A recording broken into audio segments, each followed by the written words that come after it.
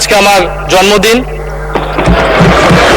এবং আমি নবীন সদস্য নাহিদ ইসলামের নামে কি দুর্নীতির অভিযোগ উঠেছে, নাহিদ ইসলাম কোথায় দুর্নীতি করেছেন।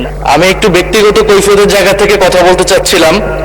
আমাদের মাননীয় সংসদ সদস্য ওনার বক্তব্যে বললেন অন্তর্বর্তী সরকারের সময় দুর্নীতির অভিযোগ, এবং এই সময় এই জায়গাতে অন্তর্বর্তী সরকারের আমি ছিলাম, কিছু সময়ের জন্য উপদেষ্টার দায়িত্বে ছিলাম, আরো দু একজন ছিলেন, আমাদের মাননীয় এখন বর্তমান পররাষ্ট্রমন্ত্রীও ছিলেন, অ্যাটর্নি জেনারেল ছিলেন।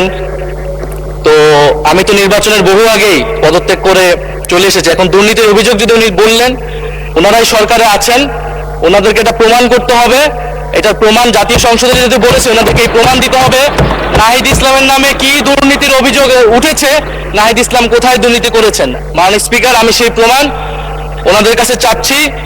আরেকটি বিষয় মাননীয় স্পিকার, আপনার দৃষ্টি আকর্ষণ করছি, এখানে সবাই জনগণের ভোটে নির্বাচিত হয়ে এসেছে, সবাই নির্বাচিত প্রতিনিধি।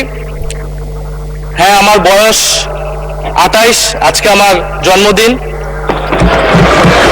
এবং আমি নবীন সদস্য, কিন্তু এখানে মাননীয় স্পিকার আমিও জনগণের ভোটেই নির্বাচিত হয়ে এসেছি। কারো ছোট ভাই হিসেবে আমি এখানে আসিনি। ফলে সবাই মাননীয় সংসদ সদস্য হিসেবে সবাই যে সম্মান মর্যাদা প্রত্যাশা করে, সবাই যেটা পায়, আমরাও কিন্তু সে একই জিনিস প্রত্যাশা করি। ধন্যবাদ। এটি আপনি মাননীয় স্পিকার দেখবেন। ধন্যবাদ।